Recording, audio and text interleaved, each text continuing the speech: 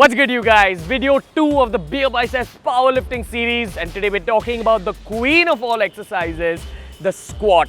When it comes to the squat, it's got to be explained through precautions. Firstly, you got to understand how to do a free body squat.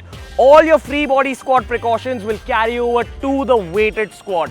So rule number 1, the golden rule of every single squat you're ever going to perform is that throughout the movement, your heels should never leave the ground. While you're going down, while you're coming up, your heels are constantly in contact with the ground. This is the biggest mistake that most bros make, where they'll try squatting and then all their weight kind of goes into the front of their foot. They hinge their weight on the ball of their feet. What happens in this case is that all the pressure of the movement, the load of the bar or the load of your own body gets loaded onto your knees. And in the long term, this kind of scenario wrecks your knees. Remember, a squat is primarily for your leg muscles, your quadriceps and your glutes. So if you want to activate your glutes as much as possible, you got to remember to push through your heel. The moment you push through your heel, that brings your glutes or your bum into the movement. And that's exactly what you're trying to work. Secondly, let's talk about foot placement in a free body squat. This is shoulder width apart. You go slightly more than that. Also keep in mind that in this movement, your feet got to be placed such that your knees and your feet move in the same line. So when you're looking down at your feet, the line of movement of your knees should be in the same line as that of your shoes. Remember this always. Thirdly, once again, let's talk about your glutes. Ideally, try sticking out your glutes in every single rep. This ensures that your heels will stick to the ground in every single rep. And next, let's talk about your upper body, especially your torso. You have to be in control of your upper body. How do you do that? It's a two-part precaution. Firstly, try keeping your lower back slightly arched. Try keeping it tight.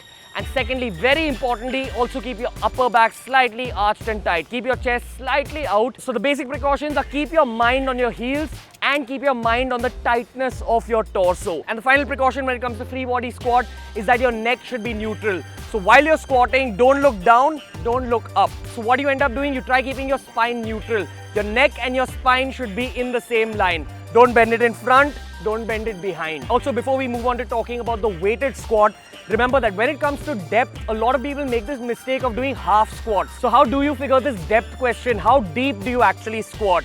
Remember, squatting deep, your knees crossing your toes doesn't matter as much as going till your parallel level. If you're a taller bro, your knees will cross your toes. That's not how you judge a good squat or bad squat. You only judge a good squat or a bad squat because of that heel rule I spoke about. So how low do you go? Ideally, if you're a beginner, I would suggest you go all the way down. You go ass to grass. When you're going ass to grass, this ends up working your leg muscle perfectly, and that's what you got to keep in mind. If you can't go ass to grass, at least go till parallel. So whether you're doing a free squat, whether you're doing a weighted squat, make sure that your leg muscle is parallel to the ground. If you can go 10 degrees below that, even better. Okay, now that we're done with all the basic precautions, first you got to master these. All these precautions carry over to the weighted squat. And the weighted squat is where the movement gets a little bit complicated, but don't worry, if you just follow these precautions, that's more than enough. Firstly, hand placement. So how do you place your hands? You go shoulder width apart, slightly wider than that. The next thing you got to keep in mind is that when you're just beginning the movement, the position of the bar doesn't really matter. In the long term, in terms of advanced lifting, high bar squats, low bar squats, all this fitness jargon comes into play. But what you need to remember as a beginner is that the number one priority is comfort. Don't worry about whether you're doing a high bar squat. Is the bar placed too high? Is it placed too low? Just be comfortable. What's comfortable for your body type? Do that. Not too high, not too low. You should be okay with it. Next, let's talk about your wrists. This is another mistake that a lot of bros make. They bend their wrists too much. So either they'll bend it out or they'll bend it in. You just want to keep your wrist neutral, just like your neck. So once your wrist position is sorted out, you've got to care about your elbow position. Quick tip for beginners is that you try pointing your elbows downwards.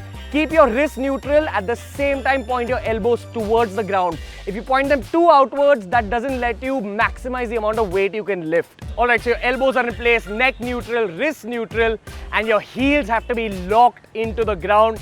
Stick your bum out a little bit, make your lower back tight, upper back tight, stick your chest out a little bit.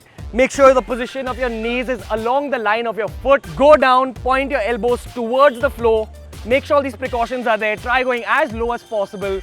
and then lift it up from there. So that's the basic about a squat. Why are we going into the details of this movement? Because it's the mother, the queen of all exercises. If you're working out your legs, you've got to focus on your squat. Don't be that guy who just does leg extensions or leg presses. You've got to work your squat. It's a compound movement. It works more than your legs. It works your entire lower body and a bit of your core, a bit of your upper body as well, because you end up using a bit of your back while squatting. So if you're talking about leg workouts, ideally you want to include 5 to 6 sets of squats in every single leg workout. Not for the sake of growing the size of your legs, but for the sake of growing your overall strength levels of your body. Remember, if you have a strong lower body, all those numbers carry over to all your other lifts. You become stronger overall as a human being, and that's what you need to work towards, not really growing massive legs. So if I were to design a leg workout for you, it starts with 5 to 6 sets of squats, then you move on to about 3 sets or 4 sets of leg extensions, 3 or 4 sets of hamstring curls, and finally we'll move on to calves. I personally love the idea of having glorious calves.